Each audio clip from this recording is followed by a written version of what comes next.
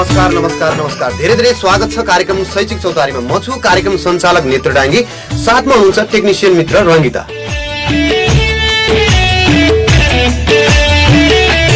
शिक्षाका आम चासो जिज्ञासाका प्रश्नहरू लिएर हामी कार्यक्रममा आउने गर्छौं। समाज परिवर्तनका कुरा गर्छौं, त्यो पनि शिक्षाको माध्यमबाट।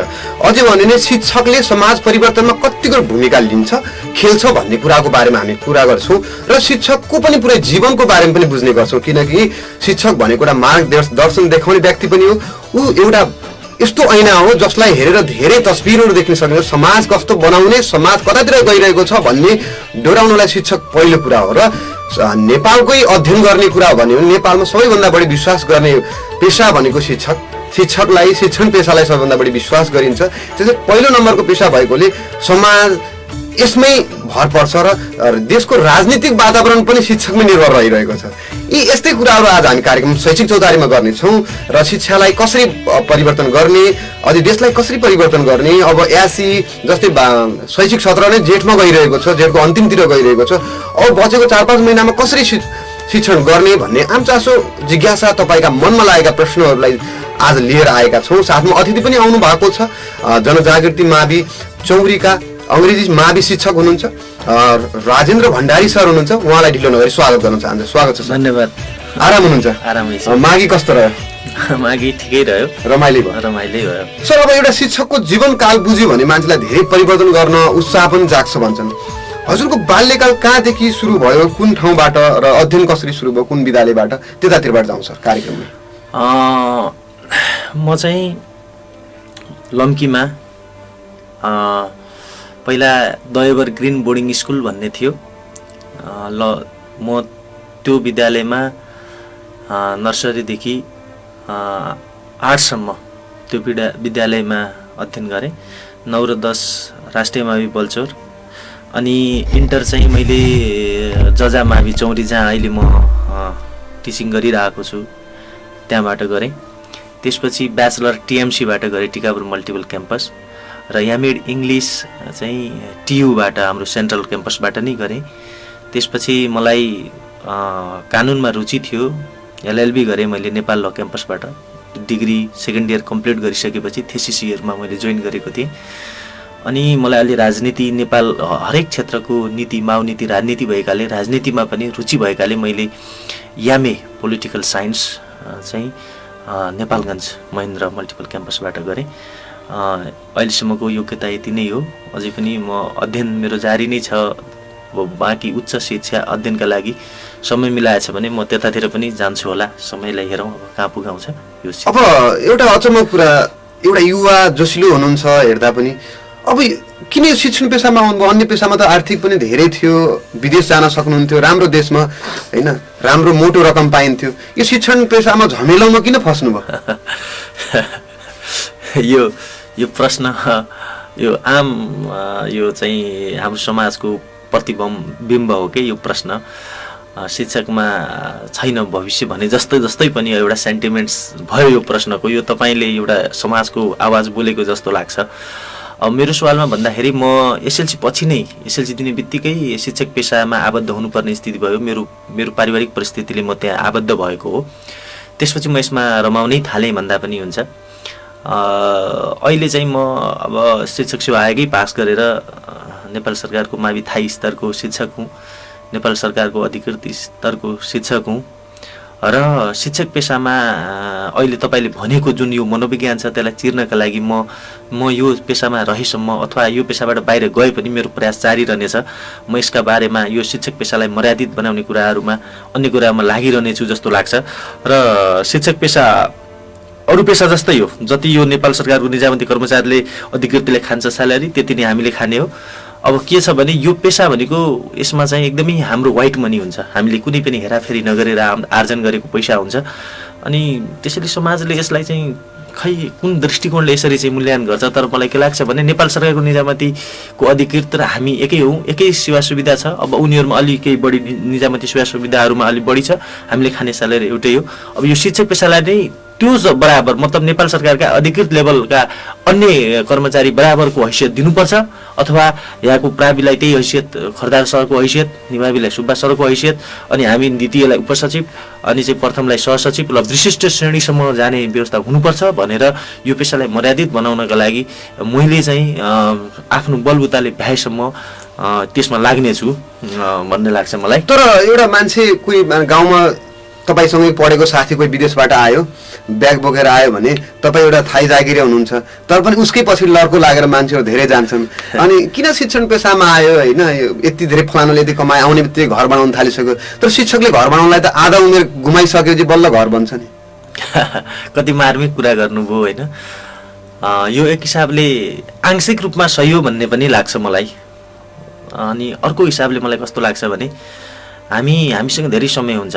अरू पेसा जस्तो हामी एकदमै आबद्धता कम भए पनि 10 to 4 ड्युटी गरेर बाँकी समय हामीले हाम्रो आर्थिक उपार्जनको लागि लाग्यौँ र कुनै अन्य उसमा लाग्यौँ भने पनि आर्थिक दृष्टिकोणले त्यो पनि हो।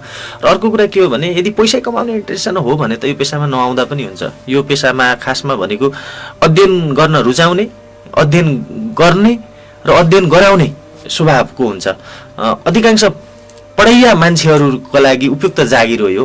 अब जीवनमा अब सन्तुष्टि आर्थिक पाटोलाई मात्रै हेऱ्यो भने तपाईँको कुरालाई सही हो, त आर्थिक पाटोलाई हेऱ्यो भने त्यो हो। तर जीवन आर्थिक मात्रै त होइन नि। एउटा कुरा यो चाहिँ हो, अब मान्छे मलाई कस्तो लाग्छ भने मान्छे अलि स्वस्थ हुनुपर्छ, जीवनभर रोग नलागोस् होइन, मेरो व्यक्तिगत दृष्टिकोण हो। आर्थिक बाटो खाना लाउन पुगोस्, समाजको जस्तै हिँड्न पुगोस्, यो पेसाले दिएकै छ भन्ने लाग्छ। त्यति जो यो मनोविज्ञान छ त्यो म मान्नेवाला छैन, त्यो म मान्नेवाला छैन। अब मान्छे त जसरी पनि जिउँछ नि, एउटा सामान्य तरिकाले पनि जिउँछ। अब प्रश्न अलिकति फरक धारमा जाउँ। यो सन्तुष्टि भयो प्रश्न, किनकि आम प्रश्न यो यति शिक्षक, म आफै शिक्षक भएको कारणले पनि प्रश्न क्लासरुमदेखि लिएर समाजसम्म पुग्छ। मलाई दिन जरुरी पनि थियो कि भन्ने लाग्यो। अब प्रश्न कस्तो भनेपछि प्रश्नको धार किन बदल्नु पर्यो भने अब सरकारी विद्यालय र बोर्डिङ स्कुलमा अब तपाईँहरू जस्तो विज्ञ सर हुनुहुन्छ सरकारी विद्यालयमा, सरहरू विज्ञता भएको, तर किन शैक्षिक स्तर चाहिँ खस्किँदै गएको त?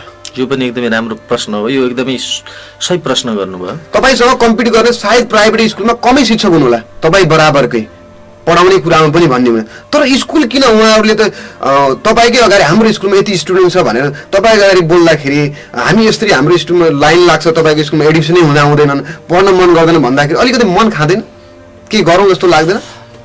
यसको एकदमै राम्रो प्रश्न गरेँ। मैले धेरै समय प्राइभेट स्कुलमा एउटा गुठी संस्थामा पढाएँ। म प्री प्राइमेरी टिचर भएर पसेको हो। त्यो स्कुलको आदर्श नमुना भन्ने एउटा विद्यालय छ, त्यो विद्यालयमा पछि म हेडमास्टर भएर त्यहाँबाट चाहिँ शिक्षक सेवा आयोग पास गरेर अन्त गएँ। मैले एउटा अछामको एउटा कालिका देवी उमावि, अब साबीको उमावि अहिले मावि होइन, कालिका देवी माविको पनि त्यहाँको एउटा समुदाय विद्यालयको पनि हेडमास्टर भएँ र म अहिले चौरीमा अध्ययन सरुवा भइसकेपछि त्यहाँ छु। मेरो एउटा यो मेरो अनुभवले के भन्छ भने प्राइभेट स्कुलमा त्यहाँ जीवन डाइरेक्ट जोडिएको हुन्छ, शिक्षकहरूको मेहनत गर्नुपर्छ भन्ने हुन्छ, विद्यार्थी बढाउनु पर्यो, क्वालिटी दिनु पर्यो, विद्यार्थी आउँछ अनि त्यसले गर्दाखेरि रोजीरोटी अथवा स्यालेरी चाहिँ हुन्छ भन्ने किसिमको कन्सेप्ट हुन्छ, मेहनत गर्छन्। अनि तर सरकारी विद्यालयमा कस्तो हुन्छ भन्दा अब माथि सरकारले फन्डिङ गरिरहेको हुन्छ होइन, दिइरहेको हुन्छ, अनि मोनिटरिङ त्यो चाहिँ हेर्ने मूल्याङ्कन गर्ने त्यो पनि चाहिँ प्रभावकारी छैन होइन। मूल्याङ्कन गर्ने चाहिँ एउटा परिपाटी जो हुनुपर्ने हो, विकास हुनुपर्ने हो, त्यो पनि परिपाटी छैन। तर अर्को कुरा के छ भने त्यहाँ अति धेरै राजनीतिक हस्तक्षेप हुन्छ।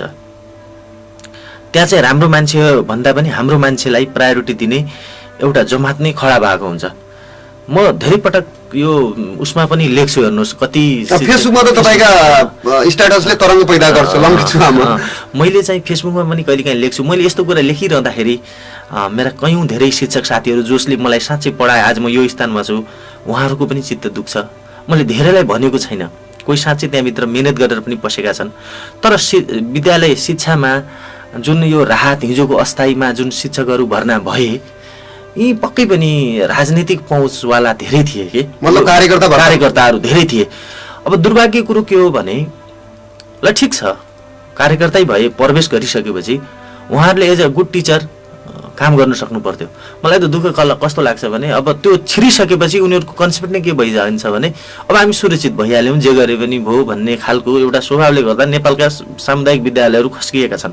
तर केही ठाउँ अपवाद छन् है, फेरि कुनै ठाउँमा लम्कीचुवामा पनि राम्रो विद्यालयहरू पनि छन्, एडमिसन रोक्नुपर्ने अवस्थाका पनि छन्। त्यो किन छ भन्दा म यसमा एक दुईवटा विद्यालयको नामै त लिन्न, ती विद्यालयहरूमा बढी निजी स्रोतका शिक्षकहरू छन् है, यो कुरा चाहिँ म क्लियर गर्न चाहन्छु। किनभने उहाँहरूलाई पनि के छ भने यदि हामीले मेहनत गरेनौँ भने हाम्रो जागिर जान सक्छ भन्ने कन्सेप्ट हुन्छ।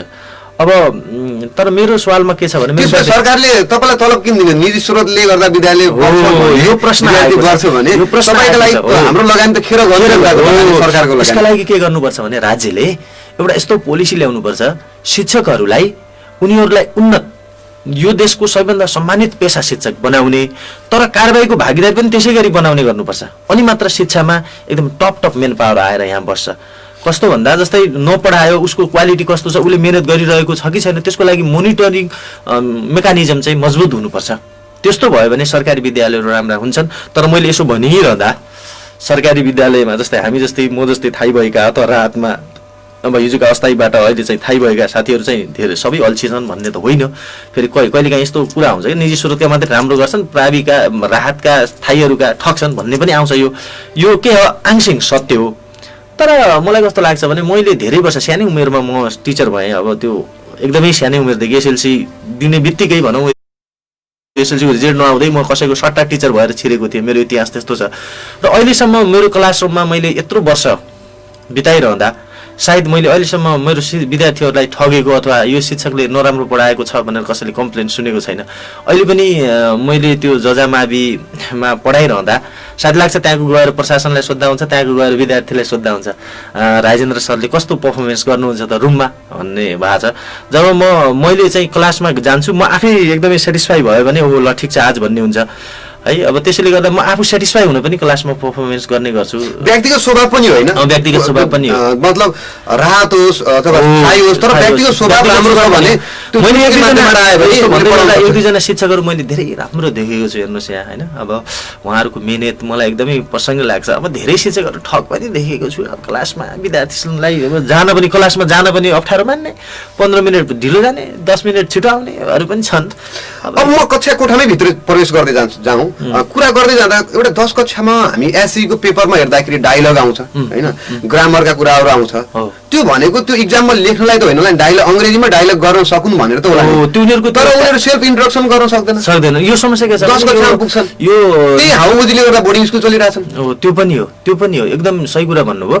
अब समस्या के छ भने तर हामीले 1 क्लासबाट अहिले सरकारी विद्यालयहरूमा पनि अङ्ग्रेजी छ, त्यसलाई चाहिँ हामीले अलिक फोकस गऱ्यौँ र केही हदसम्म मेहनत गर्दै गऱ्यौँ भनेपछि अहिले चाहिँ 9-10सम्म पुग्दा 8-9-10सम्म पुग्दा विद्यार्थीहरू सामान्य त्यो डायलग गर्ने, सामान्य कम्युनिकेसन गर्न सक्ने चाहिँ हुन्छ। फेरि त्यो चाहिँ हुन्छ। अब त्यो तर शिक्षकहरूको मेहनतमा भर पर्छ। अर्को मैले समस्या देखेँ सर, जस्तो माविमा मानौ अङ्ग्रेजीमा समस्या छ भने मावि सरलाई सोध्यो भने, मानव तपाईँलाई सोध्यो भने चाहिँ होइन सर यो निमामीमा पढ्दाखेरि समस्या भएर छ, उनीहरूले उहाँबाट सिकेर आएन। फेरि निमामीमा सरलाई गएर सोध्यो होइन सर प्राइमेरीमा सिकाइन छ, फेरि प्री प्राइमेरीमा सिकाइन छ, प्राइमेरीमा होइन प्री प्राइमेरीमा सिकाइन सर, के रहन्छ एबिसिडी सिकेर आएन छ राम्रोसँग। मतलब समस्या कहाँ छ सर? सबैले अरूलाई टान्सा लगाउँदै गयो भने कुनै काम गर्नुहुन्छ। एउटा कुरा के हो भने यो 3 वर्षमा पनि के हदसम्म 6, 7, 8 पढाइसकेपछि पनि 8मा पढ्दाखेरि 6को लेभललाई प्रगति गर्न नसकेको शिक्षकले अरूलाई दोष लाउन मिल्दैन।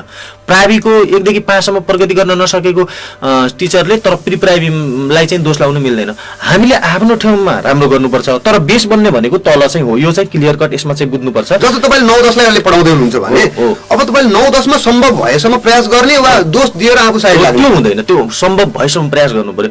अब समस्या के हुन्छ, 9-10मा पुगेपछि सेन्टेन्स चाहिँ भन्न नजान्ने विद्यार्थीहरू पायौँ भने हामीलाई अलिकता अप्ठ्यारो चाहिँ हुन्छ। त्यसमा पनि हामीले चाहिँ अब तिनीहरूलाई एउटा छुट्टै ग्रुप बनाएर त्यस्तै प्रकारको चाहिँ हामी चाहिँ एकदम कोल्याबोरेसन तरिकाले पनि विद्यार्थीहरूलाई त्यता इम्प्रुभ गराउन सक्छ। डर लाग्दैन? इङ्ग्लिस विषय पढाउँदै हुनुहुन्छ सरकारी विद्यालयमा, अङ्ग्रेजी भने विद्यार्थीलाई भूत भन्दा पनि डर लाग्छ, अनि कसरी यो हटाउन सक्छ? यसलाई चाहिँ अब कस्तो हुन्छ भने त्यो स्ट्राटेजी हामीले क्लासरुम स्ट्राटेजी त्यो बनाउँछौँ। हेर्नुहोस् होइन, अब जिटी मेथड पनि युज हुन्छ, ग्रामर ट्रान्सलेसन मेथड भन्ने नेपालीमा ट्रान्सलेसन गरिदिने त्यो मेथड पनि युज हुन्छ। अनि म्याक्सिमम इङ्ग्लिस कम्युनिकेसन गर्नुपर्छ भनेर एक्सपोजर बढाउने, इङ्ग्लिसमा एक्सपोजर बढाउने विद्यार्थीहरूलाई कन्भिन्स गर्ने प्रयास गर्नुपर्छ। गर्नुपर्छ है। तर समस्या के छ भने भाषा आफैमा जटिल हो। स्वयं नेपाली भाषा पनि हामी we are not confident settle होइन, नेपालीमा पनि हामी त्यति कन्फिडेन्स हुँदैनौँ किनभने धेरै शब्दहरू हामी जान्दैनौँ होइन। अनि टप राइटरहरूले लेखेका आर्टिकल्सहरू पढ्न नि स्वयं नेपालीमै हामीले अप्ठ्यारो भइरहेको हुन्छ भने अङ्ग्रेजी आफैमा फरेन ल्याङ्ग्वेज हो, यो नेटिभ ल्याङ्ग्वेज होइन हाम्रो होइन। यसमा चाहिँ दक्षता हुनु भनेको जटिल कुरा हो। त्यसैमा विद्यार्थीहरूलाई त्यसलाई चाहिँ दक्ष बनाउनु भन्ने कुरा झनै जटिल कुरा हो। भाषा आफैमा अप्ठ्यारो चाहिँ हुन्छ। एटलिस्ट अप्ठ्यारो हुन्छ भन्दैमा हामीले त्यस्तो गर्नु हुँदैन। एटलिस्ट एउटा चाहिँ लेभलको जुन हाम्रो अङ्ग्रेजी छ विद्यार्थीहरू हुनुपर्ने त्यो चाहिँ बनाउने प्रयास गर्नुपर्छ र त्यो लेभल चाहिँ शिक्षकले स्वयं आफैले पनि बेयर गर्नुपर्छ। आफूमा पनि त्यो क्यापेसिटी चाहिँ हुनुपर्छ। मलाई अचम्म एउटा कुरा लाग्छ सर, जस्तो +2 तपाईँहरूले नै पढाएको कुनै विद्यार्थी चाहिँ +2 पास भयो र त्यसपछि बोर्डिङ स्कुलमा लाग्यो, उसले भन्छ हाम्रो बोर्डिङ स्कुलमा यस्तो अङ्ग्रेजी मिडियम छ यस्तो छ भनेर उसले फुर्ती फार्ती दिइरहेको हुन्छ। अनि तपाईँहरूको चाहिँ विद्यार्थीको सङ्ख्यादेखि लिएर सबै क्वालिटीको कुराहरू आउँछ। टिचरमा त कुनै समस्या छैन, त्योमा दोमन छैन होइन। तर के चिज खड्किरहेको छ जसले एउटा बोर्डिङ स्कुल माथिर गएर सरकारी स्कुलमा समस्या भइरहेको छ, यो चिज खोल्नु पर्छ। अब समस्या के छ भने यसमा मैले अघि नै भने सबभन्दा पहिला अहिले त स्थानीय तहमा आएको छ अधिकार। स्थानीय तहले शिक्षकमा हस्तक्षेप गर्नै हुन्न, त्यसलाई राम्रो बनाउन मात्रै हस्तक्षेप गर्नुपर्छ। आफ्ना मान्छे कार्यकर्ता हुल्ने अनि चाहिँ आफ्नो जस्तो चाहिँ प्रभाव बनाउने काम चाहिँ गर्नै हुन्न। यदि यस्तो गरियो भने समस्या के हुन्छ भने त्यहाँ राम्रो मेन पावर जान पाउँदैन। अनि राम्रो मेन पावर जान नपाएपछि अब त्यहाँको चाहिँ मलाई सबैभन्दा बढी चाहिँ समस्या के लाग्छ भने ल त्यहाँका शिक्षक भर्ना भयो, राजनीतिक पहुँचमा त्यहाँ गयो। अब राजनीतिक पहुँचमा गएको मान्छे चान्चुने हुन्छ त? 5 मिनट ढिलो किन आउनु भनेपछि के गर्ने? त्यो त यस्तो सरकारी विद्यालयमा यस्तो समस्या चाहिँ हेर्नुहोस्, एउटा हेडमास्टरलाई पिउनले पनि त्यो टेर्दैन कि। अनि त्यो कारबाही संरचना छैन। जस्तै एउटा चाहिँ शिक्षकलाई एउटा हेड टिचरले कारबाही गर्न सक्दैन, तर प्राइभेट स्कुलमा उसले चाहिँ आफ्नो ड्युटीमा ड्युटिफुल भएन भने तुरुन्तै चाहिँ प्रिन्सिपलले अथवा त्यो व्यवस्थापनले कारबाही गर्न सक्छ। अनि यो एउटा डरको सिर्जनाले पनि शिक्षकहरूले काम गरिरहेका हुन्छन्। अब यो भन्दै गर्दा फेरि सबै शिक्षकहरू त्यस्तो छन् भन्ने छैन। कुनै शिक्षकहरू सरकारी क्षेत्रमा आएका पनि जस्तै राहतमै अवस्थामा पनि पावरै भएर आए पनि त्यो भित्र पसिसकेपछि ल अब म हिजो आउँदाखेरि मात्रै पावरमा आएँ, अब चाहिँ मैले चाहिँ मिहिनेत गर्नुपर्छ है। अब किन साँच्चै मैले चाहिँ विद्यार्थीलाई ढाँट्नुहुन्न भन्ने स्वभावका शिक्षकहरू पनि हुनुहुन्छ। उहाँहरूले चाहिँ पक्कै पनि मिहिनेत चाहिँ गर्नुहुन्छ। फेरि यहाँ पढाउनु भन्दा पनि अरू कुरा बुझ्नु जालजेलमा पसिदो रहेछ जस्तो लागेन? चौरीमा आएपछि तपाईँलाई समस्या भएन? झन् अप्ठ्यारो परेन? जुन एउटा उत्साह उमङ्गका साथ आउनु भएको थियो चौरीमा, त्यो पाउनु भयो? अब यो प्रश्न अलि व्यक्तिगत जस्तो पनि भयो मेरो संस्थालाई जोडेर होइन। अब ठिकै छ, हामी त्यसलाई उन्नत बनाउन खोजिरहेका छौँ, राम्रो बनाउन खोजिरहेका छौँ। अब हाम्रो भविष्य त्यसमै हामी जस्तो युवाहरूको भविष्य आफ्नो लागि पनि हामी राम्रो गर्ने प्रयास गर्छौँ। कहिले मनमा खड्किँदैन योग्य एउटा क्षमतावान मान्छेलाई समाजले चिन्न नसकेपछि अलिकति व्यक्तिगत रूपमा पनि त अलिकति आफूलाई अप्ठ्यारो पर्छ होला नि? यो पनि गर्न सक्छु तर नेतृत्व हुँदैन। नेतृत्व हुँदैन होइन, एउटा मनोवैज्ञानिक कुरा गर्नुभयो, एकदमै यथार्थ कुरा पनि गर्नुभयो। तपाईँ अब यहाँकै स्थानीय भएकाले पनि यहाँको धेरै कुराहरू बुझ्नु भएको छ। यसको लागि म त्यहाँका सरकारवालाहरूले बुझुन्, यसको मर्म बुझुन् भन्ने लाग्छ। म त खुसी नै छु as a teacher. I will be happy there होइन। अरू पनि खुसी हुन्छन् होइन, हुनेछन् होइन। तर अब कस्तो छ भन्दा भने जस्तो सजिलो चाहिँ हुने रहेनछ। हेर्नुहोस्, भने जस्तो सजिलो हुने रहेनछ। अब धेरै मान्छे नै भइसकेर जन्मिसकेपछि धेरै परिबन्धमा परिदो रहेछ। मैले भन्नु खोजेँ क्लासमा पढाइने ग्रामर्सका रुल्स भन्दा समाजका ग्रामेटिकल रुल्स जटिल छन् होइन। अब कुनै पनि V1देखि V5 सम्म अप्लाई हुँदैन। यसमा चाहिँ अब धेरै नबोलौँ भन्ने लाग्छ होइन। ठिकै छ, अब हामी त्यसलाई राम्रो बनाउने प्रयास गर्छौँ। सिस्टमको विकास होस् र हुनुपर्छ भन्नेमा म पनि एकदमै लागेको छु। ठिक छ, अब यो कुरा अहिले चाहिँ सुनिरहेका श्रोताहरूदेखि लिएर त्यहाँका सरकारवाला मान्छेहरू यो इन्टेन्सनको पनि मर्म बुझुन्।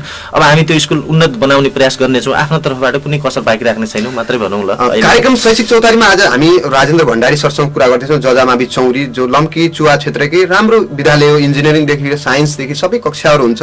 र त्यही राजेन्द्र सर आएपछि एउटा किसिमको अङ्ग्रेजी माहौल बनेको छ, विद्यार्थीमा उत्साह छाएको छ। यो भन्नै पर्ने कुरा हो, किनकि राम्रोलाई राम्रो भन्न सकेन भने नराम्राहरूले समाजलाई घेर्नेछन्। यो कुरा हामीले भन्नै पर्छ।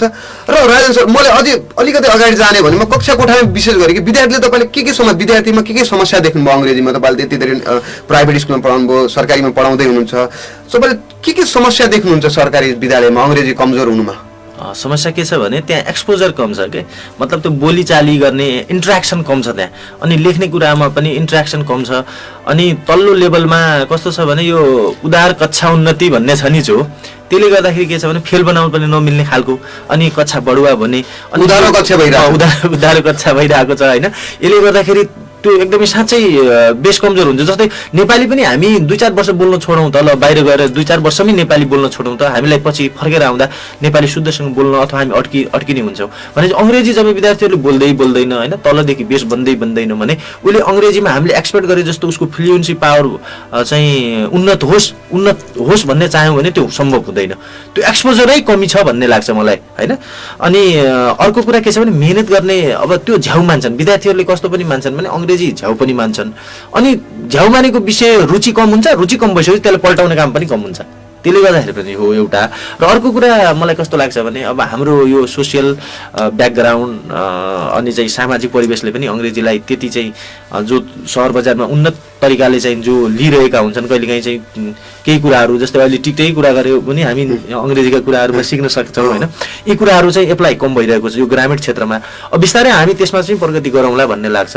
अनि मैले अर्को देखेको लम्की चुवामै हामीले हेर्दै जाउँ 8-10 वर्ष यता अङ्ग्रेजी विज्ञान र म्याथका शिक्षकहरूले सरकारी विद्यालयमा राम्रो नगर्दैकै कारणले धेरैले आफ्नो प्रगति गरिसक्यो ट्युसन सेन्टर चलाएर। यस, एकदम कति राम्रो कुरा गर्नुभयो होइन।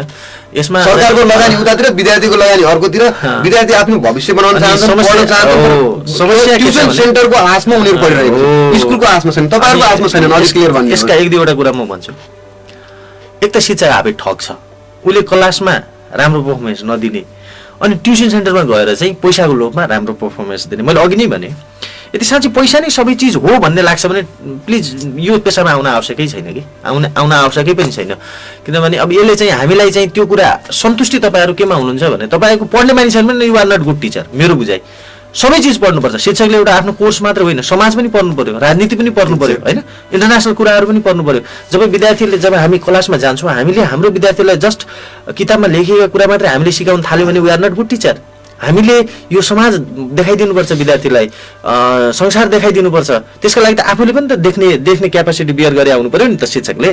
अब जम्मै क्लासमा जाने जस्ट एउटा टाइम पास गर्ने हो भने त्यो हुँदैन। त्यसैले मैले भने मोनिटरिङ मेकानिजम एकदम कडा हुनुपर्छ यो देशमा शिक्षा क्षेत्रमा। अनि अर्को कुरा मलाई कस्तो लाग्छ भने अर्को भने यो ट्युसन अहिले फेसन जस्तो भयो कि, यो फेसन जस्तो के भयो भने एउटा विद्यार्थीले केही नबुझे पनि ट्युसन जाने एक किसिमको वातावरण क्रिएट भएको छ कि गाउँमा। ट्युसन नपढी पास हुन्न भन्ने कन्सेप्ट भन्दा पनि ट्युसन जाने अब रहरका लागि साथी गइरहेको हुन्छ, म पनि जान्छु नि, ऊ त्यो साथी गइरहेको हुन्छ म पनि जान्छु भन्ने भएर त्यो पनि हो। अब त्यसमा चाहिँ मैले यो ट्युसन सेन्टर चलाएकाहरूसँग गुनासो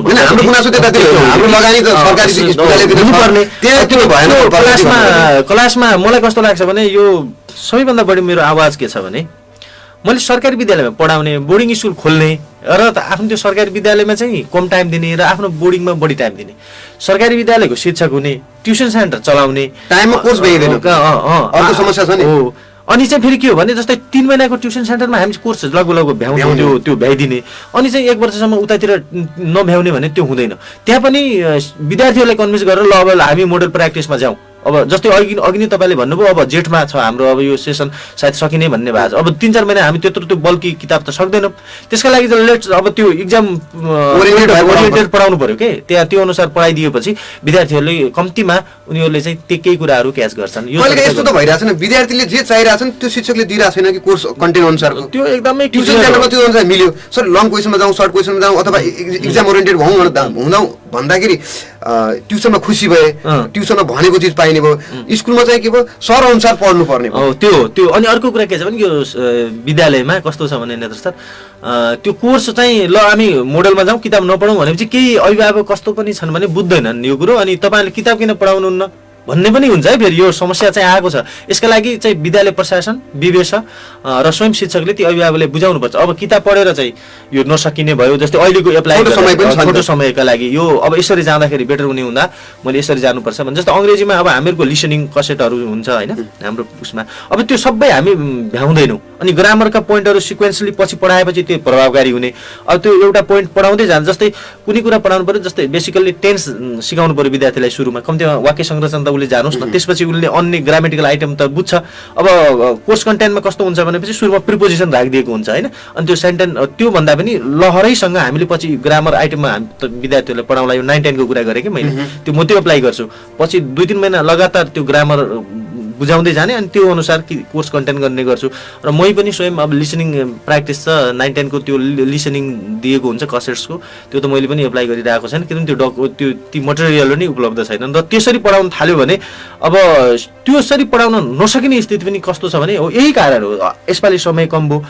अनि अघि पछि कस्तो हुन्छ भने कहिलेकाहीँ चाहिँ प्रोग्राम हुन्छ स्कुलमा, खेलकुद हुन्छ, त्यसले गर्दाखेरि टाइम चाहिँ जो ठ्याक्कै चाहिँ पाठ्यक्रम विकास बोर्डले चाहिँ त्यो निर्माण गरेको हुन्छ करिकुलम, त्यो करिकुलम अनुसार ठ्याक्कै हामीले त्यसै अनुसार रन गर्न सकिरहेका हुन्। विविध कारण परिवेशहरू त्यहाँ हुने हुन्छ। यदि चाह्यो भने सरकारी स्कुलको प्रले टिचरलाई ल तपाईँ यही स्कुलमै ट्युसन पढाउनुहोस् भनेर ट्युसन सेन्टरमा जान रोक्न सक्दैन र? कोचिङ भन्नु होइन, कोचिङ होइन, मजासँग रोक्छ। यसको लागि एप्लाई गर्नुपर्छ। ग्रुप बनाउने फेरि त्यहाँ पनि के हुन्छ, सस्तो ल 150 रुपियाँ लिने, फेरि उही 70 जना भर्दिने, अनि विद्यार्थीलाई नै त 70 जना हुँदैन, बरु 30-35 जना फेरि ट्युसन पढ्छु भन्छ।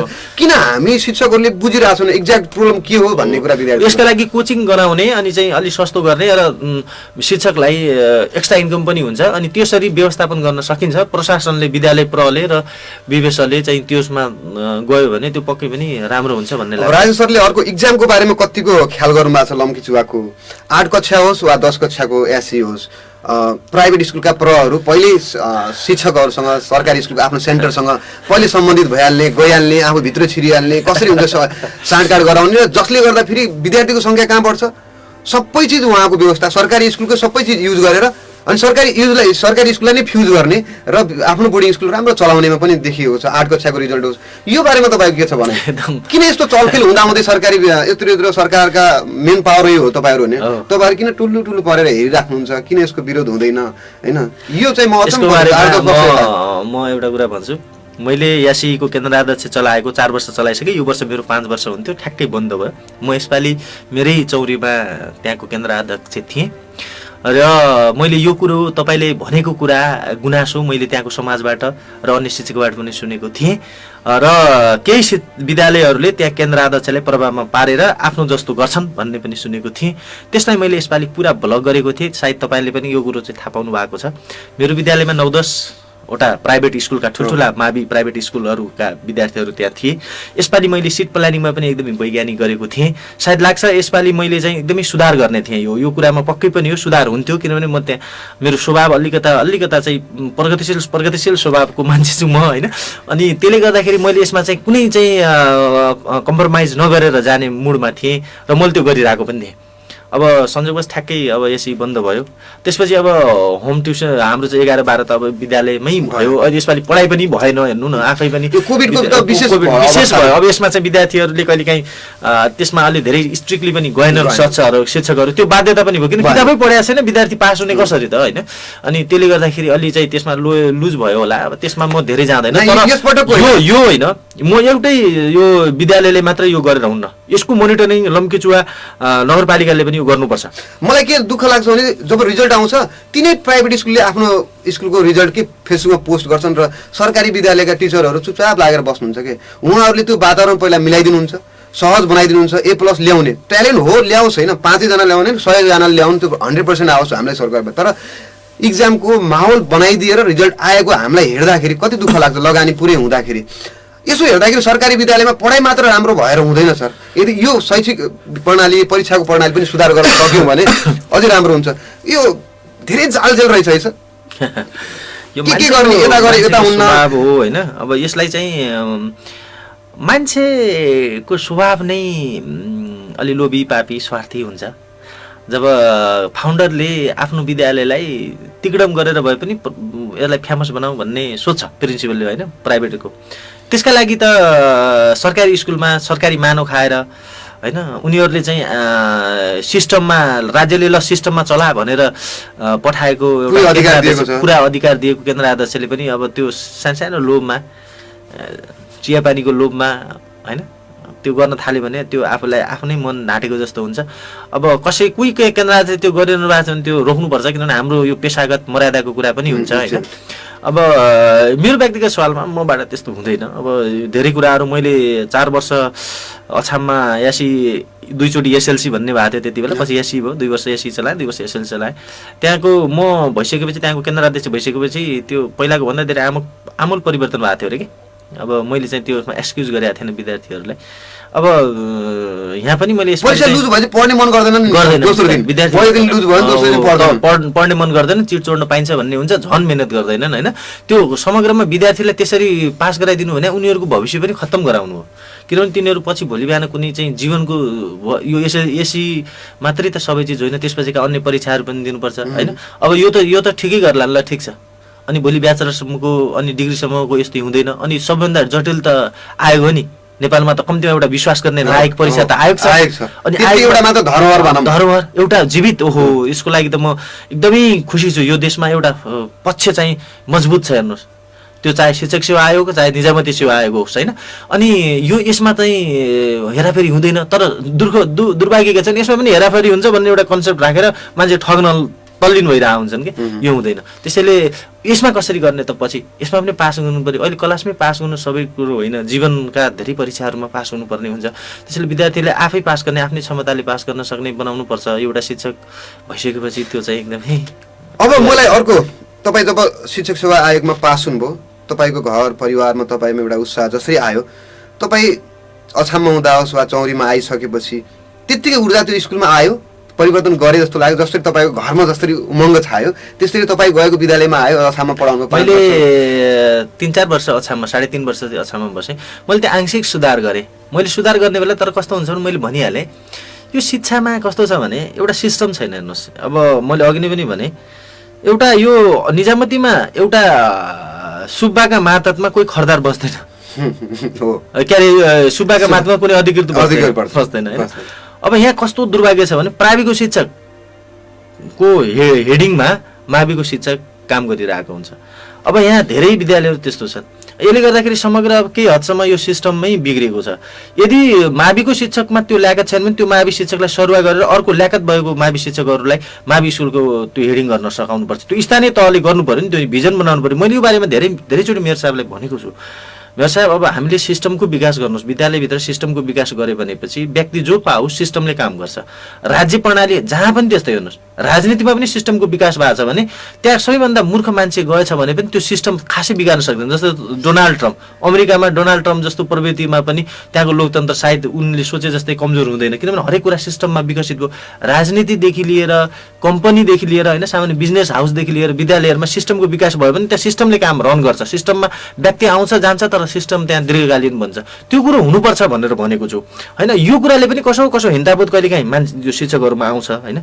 त्यसैले अब हामीले के गर्नु पर्यो भने जस्तो हाम्रो यङ जेनेरेसन र स्थानीय तहलाई अब नेपालको संविधानले त अधिकार दिइसकेपछि स्थानीय तहले नीति बनाउनु पर्यो नि त। एउटा नीति बनाएर त्यसलाई एप्लाई गर्नु पर्यो कडा रूपमा। अरू हेर्नुहोस् न, उता जानकीले चाहिँ एक किसिमको चाहिँ शिक्षक दरबन्दी मिलान गरेको छ।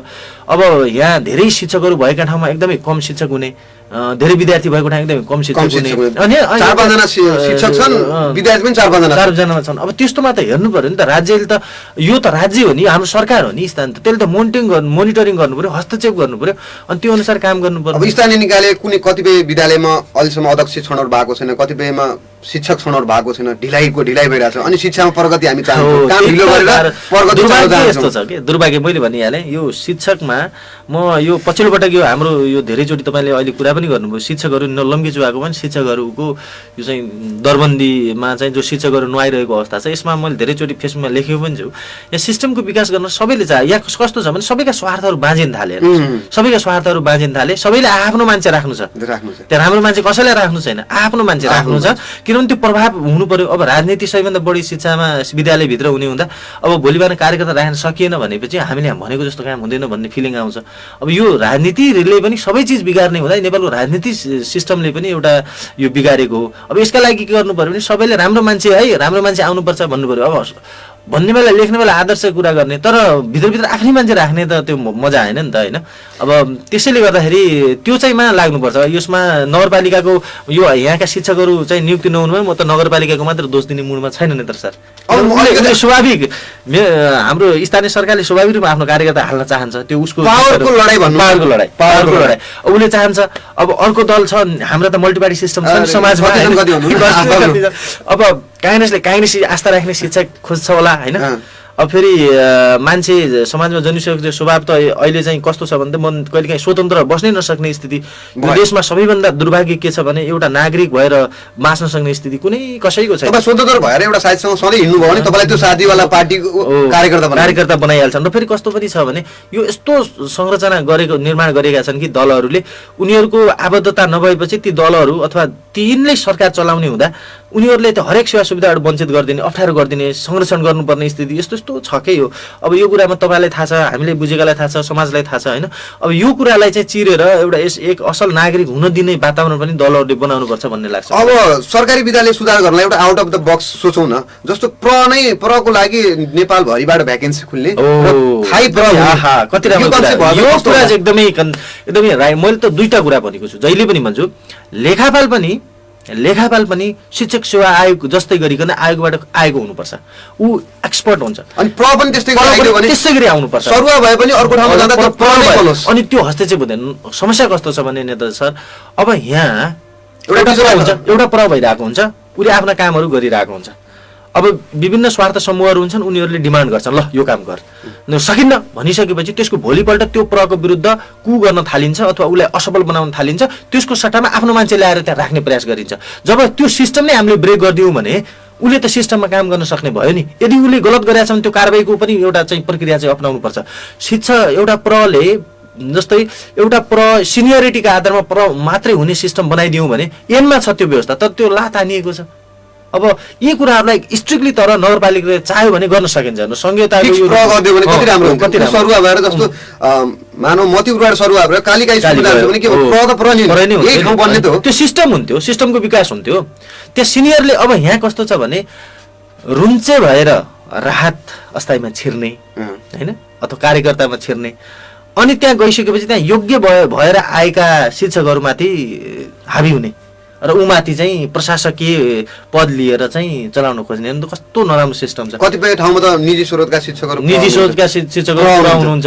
अब साँच्चै अब यसले कस्तो हुन्छ भने त्यो नभन्लान्, धेरै शिक्षकहरू नभन्लान्, तर उनीहरूको आत्मामा त एक किसिमको चाहिँ सरकारले सरकारीबाट नाम निकालेर यज्ञ भएर बसेको छ, तर क्लासरुममै सीमित गर्दा यो गर्छु भने एउटा सपना बोकेर आएको एउटा ठिटो त्यसपछि शिक्षक भयो नि त, उसलाई त्यो जोस सांगेर उसको क्लासरुममै सीमित रहने भयो। हो त त्यस्ता त उदाहरणको लागि थुप्रै शिक्षकहरू धेरै छन्, धेरै राम्रो शिक्षकहरू, धेरै स्वाभिमानले काम गर्ने शिक्षकहरू चाहिँ काम नगर्न सक्ने र चाहिँ जो छक्का पञ्चा गर्न सक्ने उसले चाहिँ काम गर्ने।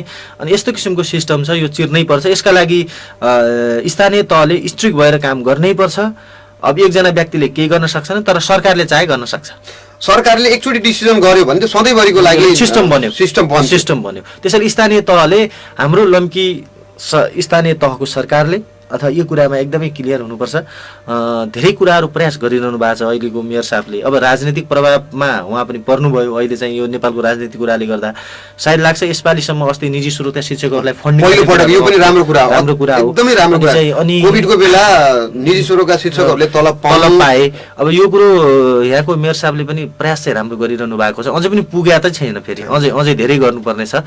यसको कुरोमा सायद लाग्छ उहाँले यो कुरो बुझ्नुहुन्छ र लम्की चुवा सार्वजनिक विद्यालयहरूमा एक किसिमको राम्रो सकारात्मक परिवर्तन हुनेछ। सधैँ प्रकोलाई बनाउने भनेर स्कुललाई विवादमा राख्नुभन्दा एउटा फिक्स प्र बनाइदियो, बरु सरुवा भइरहेको छ। यदि उसले प्रले राम्रो काम गर्न सकेन उसलाई कारबाहीको पनि हटाइदिन पनि सकिने र त्यसको सट्टामा चाहिँ अर्को चाहिँ प्र चाहिँ त्यही क्षमताको, त्यही योग्यता, त्यही श्रेणीको आउने भन्ने बनाउनै पर्छ। यो बनाउनै पर्छ हैन। जस्तो इन्स्पेक्टर हुन्छ हाम्रो सुरक्षातिर भनेपछि त्यस्तै एउटा पनि एउटा स्कुलको त इन्स्पेक्टरै हो नि त। फेरि उसले कस्तो हुन्छ भने समस्या के हुन्छ भने सरकारी विद्यालयको सरकारी शिक्षक भयो भने उसको आफ्नो जागिरका लागि पनि ऊ नराम्रो गर्दैन कि। जस्तै निजी स्रोतका शिक्षकहरूले ऊ त बदमासी गरेर गइदिन पनि त सक्छ। राहतकार आए राहतको जागिर त भोलि छैन भने उसले बदमासी गर्नु पनि सक्छ। अब सबै बदमासी गर्छन् भन्ने होइन फेरि हैन, अनर्थ नलागोस् फेरि। तर यस्तो देखिन्छ। यसका लागि सिस्टमको विकास चाहिँ हुनैपर्छ। यसको लागि प्रशासकीय कुराहरूमा सुधार, शैक्षिक कुराहरूमा सुधार गर्नका लागि अब स्थानीय तहमा संविधान तह अधिकार आइसकेपछि अब यो कुराको अधिकारको प्रयोग गर्न सक्नुपर्छ। यदि अधिकारको प्रयोग गर्न सकिएन भने त्यो नराम्रो हुन्छ, राम्रो हुँदैन। यसका लागि स्थानीय सरकारले शिक्षामा परिवर्तन गर्नुपर्छ। लम्की जुवाको सवालमा मैले धेरै मञ्चहरूमा पनि भनेको छु। मैले चाहिँ सामाजिक सञ्जालमा लेख्ने गरेको छु। यो शिक्षा क्षेत्रमा विकास गर्नका लागि शिक्षक दरबन्दीहरू मिलान गर्नुपर्छ तुरुन्तै मैले देखेको। अनि जहाँ चाहिँ एकदमै शिक्षक विद्यार्थीहरूको अनुपात छ त्यहाँ शिक्षक अनुपात मिलाउनुपर्छ। विद्यार्थीको सङ्ख्या छ त्यसका शिक्षक अनुपात मिलाउनुपर्छ। र अहिले अस्ति चाहिँ अब निजी स्रोतलाई जो फन्डिङ गर्ने निर्णय गरेको छ स्थानीय सरकार, त्यो स्वागत योग्य काम हो। र यसमा चाहिँ फेरि स्थानीय तहले पनि आफ्नो चाहिँ राजनीतिक हस्तक्षेप चाहिँ गर्नु हुँदैन। र फेरि स्थानीय तहले राजनीतिक हस्तक्षेप नगर्ने तर बाहिरकाले गर्ने, बाहिरका पार्टीकाहरूले चाहिँ गर्ने भन्ने पनि हुँदैन। यहाँभित्र स्वस्थ प्रतिस्पर्धामा राम्रो मान्छे आउने वातावरण बनाउनुपर्छ। यो भयो भने पक्कै पनि सामाजिक विद्यालयहरू अहिलेको तुलनामा पक्कै पनि प्रगति हुन्छ। सर अब जस्तो फन्डिङको निजी स्रोतको फन्डिङको कुरा गर्नुभयो सरकारी स्कुल, त्यो कुरा उठाउँदाखेरि एउटा कुरा याद आयो। मेयर साहबले नै केही वर्ष अगाडि के भन्नुभएको थियो भने चाहिँ जस्तो मेयर साहब भनौँ, अरूले पनि थुप्रोले के भन्नुहुन्छ भने चाहिँ बोर्डिङ स्कुलको शिक्षकहरूको तलब हुँदैन। त्यसपछि अहिले मेयर साहबले दिँदाको तलब कति आयो त? उही त आयो त आखिरमा। उही बोर्डिङ स्कुल 15-16 हजार आफ्नो पालो आउँछ फेरि उही पछाडि यसमा कुरा के होला भने म यो प्राविधिक कुरामा धेरै नजाउँ। सायद नगरपालिकासँग पैसाको अभाव पो भयो कि हैन। अब अहिले चाहिँ कोभिडको उसमा छ, सायद नपढाएर पनि त्यति पनि दिनु पनि कोभिडको रूपमा राहतको रूपमा आयो भने एउटा कुरा हो हैन। तर समस्या के छ भने अब यसमा कस्तो छ भने राज्य स्थानीय सरकारले सबै बजेट जति लगभग 100 जनालाई फुल स्यालेरी खिलाउनु पर्यो भने सबै बजेट जति त्यसमै पो जाने हो कि अन्य कुराहरू पनि त छन्। स्वास्थ्यको क्याल्कुलेटिङ होला त्यहाँभित्र। अब के छ, अब त्यो भित्र म जान पाएको छैन, त्यो कुरामा म आफूले नजानेको कुरामा के बोलौँ धेरै। तर शिक्षकहरूलाई यतिको थोरै अनुदान राहत दिनु पनि यो स्थानीय तहको लागि मैले धन्यवाद भन्छु। बाँकी कुरो त विद्यालय व्यवस्थापनले पनि सकेछ भने प्रशासनले पनि शिक्षकहरूलाई उनीहरूको मेहनत अनुसारको फुल स्यालेरी चाहिँ दिनैपर्छ। यसमा मेरो एकदमै सहमति छ। जस्तो राहत मतलब थाई अस्थायी विभिन्न थरीका टिचर, त्यसमै थरीका पार्टीबाट आएका टिचर, त्यसैले सरकारी विद्यालय एकदम यो कुरामा यही कुराले सबैभन्दा बढी प्रभावित पारेको। अब यसले नै सबै चिज सिद्ध्याएको भन्ने म पक्षमा छैन। तर त्यसमा नैतिकवान भन्ने एउटा शब्द यदि शिक्षकमा छैन, नैतिकता छ भने त फेरि पढाउन सक्छन् जुनसुकै पार्टीबाट आओस्, जुनसुकै सकिन्छ। एउटा कुरा जित्न सकिने सबैलाई। फेरि एउटा कुरा के भने जस्तै तपाईँ कुनै विद्यालयमा छिर्नुभयो, ल ठिक छ, तपाईँ पहुँचै लगाएर छिर्नुभयो, तर त्यहाँभित्र गएर तपाईँले आफ्नो इमान्दारिता देखाउनु भयो भने त्यहाँ चाहिँ राम्रो हुन्छ। जस्तै अब मलाई कहिले काहीँ के लाग्छ, पेसामा गइसकेपछि पेसाप्रति इमान्दार हुनु पर्यो। भले ऊ हेराफेरी गरेर भित्र छिरेछ भने पनि उसले पेसाप्रति इमान्दार भयो भने केही हदसम्म सकारात्मक हुन्छ। अब यहाँ छिर्न पनि बेमान गर्ने र पेसामा पनि बेमान गर्ने भयो कि समस्या यो भयो। अनि छिर्ने बेला पनि त्यहाँभित्र चाहिँ बदमासी गर्ने, अब पेसामा गइसक्यो पनि बदमासी गर्ने, नटेर्ने, नपढाउने। अनि हेडमास्टरले चाहिँ तपाईँ पढाउनु सर भनेपछि उल्टो चाहिँ मुखमुखी लाग्ने। अब कारबाहीको मेकानिजमै छैन हैन। अनि चाहिँ ल तपाईँ कारबाही भनेपछि हुँदैन। फेरि विवेशमा विभिन्न राजनीतिक प्रतिनिधिहरू आएका हुन्छन्, फेरि त्यहाँ पार्टी विभाजन हुन्छ। बरु त्योभन्दा त कस्तो डर हुन्छ भने एउटा प्राइभेटको शिक्षकले त्यो हेडमास्टरको पदै खाइदिन्छ कि भन्ने डर हुन्छ, उल्टो डर हुन्छ क्या यो। त्यसले गर्दाखेरि पनि यो नमिलेको। त्यसैले यो हेडमास्टरको विज्ञापन होस्, हेडमास्टरलाई निश्चित अधिकार दियोस्, शिक्षकहरूलाई चाहिँ मोनिटरिङ गर्ने एउटा खास मेकानिजम तयार होस्। अनि चाहिँ लेखापालहरूको विज्ञापन होस्, लेखापालमा पनि राम्रा मान्छे आउन् भन्ने हो। अब लेखापालमा पनि कस्तो छ भने अब लेखा सम्बन्धी कुनै नलेजै नभएका नपढेका मान्छेहरू चाहिँ धेरै छन् के आबद्ध छन् यो पोस्टमा। अनि त्यहाँभित्र चाहिँ कयौँ लेखापालहरूले चाहिँ त्यो डेबिट क्रेडिटै मिलाउन नसक्ने स्थितिका पनि छन् हेर्नुहोस् कोही होइन। अब धेरै त नहोलान् यस्तो। अब यो कुरामा चाहिँ एउटा योग्य मान्छे चाहिँ लेखापाल भएर छिर्ने बनाउने पनि बनाउनुपर्छ। यस्तो भयो भने राम्रो हुन्छ। अनि यसले गर्दाखेरि सरकारी विद्यालय सुधार गर्न एउटा एकाउन्ट कम्तीमा यो चाहिँ राज्यले चाहिँ जो पाए त्यही पढाउने सिस्टम हटाउनै पर्छ। म माविको थाई शिक्षक मात्रै हुँ नेत्र सर, म हेडमास्टर होइन नि, म हेडमास्टर हुनलाई केही फेरि लोकसेवाको परीक्षा दिनु पर्यो। म दिन्छु, म निस्किन भने इट्स ओके, म शिक्षकमा लोकसेवाबाटै प्र भन्ने आउनै पर्छ यो। किनभने जस्तै अहिले म त्यसरी आयो भने म केही स्वाभिमानमा बाँच्छु, होइन भने त मैले चाहिँ अब यहाँ शिक्षकलाई मिलाएर पढाउनु पर्यो, विवेशका सदस्यहरूलाई मिलाएर पढाउनु पर्यो, म त त्यसै पनि कमजोर भइहाल्छु नि। सबैलाई फेरि मिलाउनलाई फेरि प्र कमजोर हुनु पर्यो। प्र एकजना भयो तर अधिकार सबैलाई बाँडेर आयो हो। त्यसैले गर्दा यो हुँदैन, एउटा सिस्टमको विकास हुनुपर्छ। यसमा चाहिँ ल ठिक छ, नेपाल सरकारले तत्कालै प्रहरुकोलाई चाहिँ विज्ञापन नगरे पनि स्थानीय तहले चाहिँ सिनियरिटीको आधारमा, जस्तै मभन्दा 1 वर्ष सिनियर शिक्षक छ भने म उसको रेस्पेक्ट गर्नु पर्यो नि। मैले रेस्पेक्ट गरेपछि पो शिक्षक पेसा रेस्पेक्ट हुने हो। नै होइन सर, म चाहिँ मेरो पावर छ, तपाईँ म 1 वर्ष सिनियर भए पनि म हेडमास्टर हुन्छु, तपाईँ मेरो माता काम गर्नुहोस् भन्न मिल्छ। अब फेरि कक्षा कोठामा अन्तिममा विद्यार्थी कहाँ जाउँ, अहिलेका विद्यार्थी किन पढ्न मन गर्दैनन्? खास यो एउटा अनौठो रोग लाग्यो पछिल्लो पटक के छ भने यो हामी विकासको ट्रान्जिसनल पिरियडमा भयौँ कि जस्तो लाग्छ। जस्तै प्रविधिमा पनि ट्रान्जिसनल इरामा गयौँ हामी होइन, अनि हाम्रो परम्परागत शिक्षण तर आधुनिक जमाना आयो कि, त्यसले गर्दाखेरि एक किसिमको चाहिँ ग्याप भएको जस्तो मलाई फिलिङ हुन्छ होइन। कोही शिक्षकहरूलाई कम्प्युटर ल्यापटप प्रोजेक्टरबाट पढाउन आउँदैन, तर विद्यार्थीहरू त्यसमा चाहिँ कम्प्युटरमा एक्सपर्ट आफै चाहिँ उसमा प्रविधिमा एक्सपर्ट हुन्छन् होइन। अब त्यसलाई प्रयोग गरेर विद्यार्थीले त्यहाँ कन्भर्ट डाइभर्ट गर्न सक्नु पर्थ्यो भन्ने लाग्छ मलाई। ठ्याक्क घरमा जाऊ आमा बुवा पनि त्यही अपडेट छैन, त्यसले गर्दाखेरि विद्यार्थीहरू बढी चाहिँ अहिले नेट इन्टरनेटमा भुले होइन। अब अनि अन्य कुराहरूमा यो चाहिँ समस्या भएको छ। अब यी कुराहरू बिस्तारै चाहिँ कम हुँदै जाला नि त। विद्यार्थीहरूले पढ्नुपर्छ भन्ने वातावरण बनाउनुपर्छ। र अर्को कुरा के पनि हो भने पढेपछि हरेक क्षेत्रमा राम्रो गर्न सकिन्छ भन्ने कन्सेप्ट चाहिँ विद्यार्थीहरूले बुझ्नुपर्छ र यो बुझाइनु पनि पर्छ। त्यसले गरेपछि हुन्छ। अहिले पछिल्लो पटक चाहिँ पढ्ने वातावरण कम हुनुको कारणमा एकदम प्रणाली पनि हो यो। मलाई त्यो अहिले कस्तो लाग्छ भने यो ग्रेडिङ प्रणाली पनि नेपालले चाहिँ त्यो खासै चाहिँ प्रभावकारी भयो जस्तो लाग्दैन अहिले मलाई। किनभने विद्यार्थीहरूको पढ्ने बानी चाहिँ एसएलसी थियो त्यति यासी छैन कि, पास भइहाल्छ भन्ने कन्सेप्ट भयो। यसलाई पनि नेपाली परिवेश अनुसार केही हदसम्म समायोजन गर्नुपर्छ भन्ने लाग्छ है। अब यी कुराहरू राज्यले नै पोलिसी निर्माण गरेर यी कुराहरू चाहिँ। तर सर एउटा व्यापारीको छोराले मेरो छोरो व्यापारी बनोस् भन्छ, त्यस्तै गरी सबै पेसामा त्यस्तै हुन्छ। तर शिक्षकको छोराले किन शिक्षकले आफ्नो छोरालाई किन शिक्षक बन यसका लागि हो किन आउने? यसका लागि मेरो व्यक्तिगत प्रण के छ भने शिक्षक पेसा यति मर्यादित बनाउनलाई हामी सङ्घर्ष गर्नेछौँ। यो भोलि बिहान मैले मेरो छोरालाई पनि यो पेसामा ठिक छ है त बस भन्ने वातावरण क्रिएट गर्नका लागि हामी त्यसमा आवाज गरिरहेका छौँ। लडिनेछ, नेतृत्व लिने प्रयास गरिन्छ, पद पनि लिइन्छ, काम पनि गरिन्छ भन्ने लाग्छ। म यसमा लागिरहेको छु। अब यो राज्यले शिक्षकहरूलाई हेप्नु हुँदैन। राज्यले शिक्षकहरूलाई सम्मानित नबनाएसम्म यो राज्य सम्मानित हुनेवाला छैन। यो देश चलाउने मान्छेहरूलाई सम्मानित बनाउनका लागि पनि शिक्षकहरूलाई सम्मानित पेसाका रूपमा रूपान्तरण गर्न राज्यले लाग्नै पर्छ। यसमा चाहिँ राज्य संवेदनशील हुनैपर्छ, शिक्षक पेसालाई मर्यादित बनाउनै पर्छ। अन्तिममा केही मैले सोध्न छुटेको समय अभाव छ, तर सोध्न छुटेको केही छ भने आफै पनि केही छैन। अब शिक्षक म के छु भन्दा शिक्षक कुनै राजनीतिक पार्टीहरूको टेल पुच्छर हुने होइन, शिक्षक हेड हुनुपर्छ। शिक्षकलाई राजनीति गर्नुहुन्न, हामी पेसामा राजनीति गर्नुहुन्न, हामी पेसामा इमान्दार हुनुपर्छ। तर राजनीति हामीले बुझ्न पाउनुपर्छ, राजनीतिको बारेमा व्याख्या गर्न पाउनुपर्छ।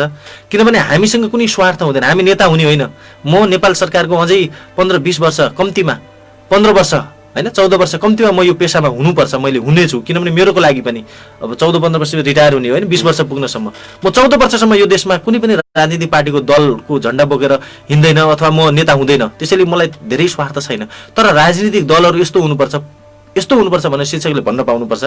अब शिक्षक भनेको एउटा ऐना हो, समाजको ऐना हो। शिक्षकले खालि किताब मात्रै बुझेको हुँदैन। शिक्षकले विश्व बुझेको हुन्छ, राजनीति बुझेको हुन्छ, अर्थशास्त्र बुझेको हुन्छ, भूगोल बुझेको हुन्छ होइन, अनि संस्कृति बुझेको हुन्छ। सबै चिज शिक्षक धरोहर हो। शिक्षक पढ्ने काम गर्छ, पढाउने काम गर्छ, विश्व बुझ्ने काम गर्छ। अरू पेसा हामी जति पढ्ने पढाउने अथवा अध्ययन गर्ने क्षेत्र होइनन्, ती हुँदैनन्, गर्दैनन् पनि। तर हामीले त बुझेका छौँ, राजनीति बुझेका छौँ होइन। त्यसैले गर्दा हामी चाहिँ समाजलाई यो कुरो सही हो है भनेर भन्न सक्नुपर्छ। अब त्यो भनिरहँदा कति मान्छेहरू चाहिँ कुरा पनि काट्लान्। अब संसारमा सबै मान्छे राम्रा कहाँ हुन्छन्? सबै मान्छेले गाली गर्दै गर्दा, कुरा काट्दै गर्दा सबैसँग लडेर पनि सम्भव हुँदैन। हामीलाई यो शिक्षक पेसा, यहाँको राजनीति, यहाँको चाहिँ समाज, यहाँका विद्यार्थी यहाँको परिवेश सुधार्नका लागि एउटा शिक्षकले शिक्षक मात्र नभएर एउटा सामाजिक अभियन्ता भएर पनि जानुपर्छ भन्ने लाग्छ। कार्यक्रममा आइदिनु भयो, तपाईँलाई धेरै धेरै धन्यवाद Rajendra sir. Thank you Netaji. अब यहाँ आएर चाहिँ मैले आफ्नो मनका कुरा पनि भन्न पाएँ र अहिले मलाई सुनिरहनुभएका श्रोतावृन्द र दर्शकहरू अनि सम्पूर्ण अभिभावकहरू सबैलाई मेरो तर्फबाट नमस्कार छ र म मेरो विवेकले भ्याएसम्म एज अ गुड टिचरका रूपमा म यो पेसामा रहेसम्म काम गर्नेछु, राम्रो गर्नेछु र मेरा खोटहरू छन् भने पनि तपाईँहरूले व्यक्तिगत रूपमा पनि भन्न सक्नुहुन्छ। एज स्टुडेन्टहरू पनि मलाई भन्ने गर्छन् केही छ भने भन्दा हुन्छ। म गुड टिचर हुन चाहन्छु, यो मेरो आत्मिक एउटा चाहना पनि हो। यसका लागि तपाईँहरू सबैलाई मलाई आज सुनेर साथ दिनुभएकोमा धन्यवाद दिन चाहन्छु। धन्यवाद राजेन्द्र सर। कार्यक्रम शैक्षिक चौतारीमा आज हामीले जजामावि चौरीका मावि अङ्ग्रेजी थाई शिक्षक हुनुहुन्छ राजेन्द्र भण्डारी सरसँग हामीले कुराकानी गऱ्यौँ। टेक्निसियन मित्र रङ्गितालाई विशेष धन्यवाद, सुन्ने हेर्ने तपाईँ दर्शकलाई श्रोताहरूलाई विशेष धन्यवाद दिँदै अर्को साता यस्तै गरी आउने प्रयास गर्नेछु भन्दै अहिलेको लागि म कार्यक्रम सञ्चालक नेत्र डाङ्गी बिदा हुन चाहन्छु। हवस् त, धन्यवाद, नमस्कार, तपाईँको दिन शुभ रहोस्।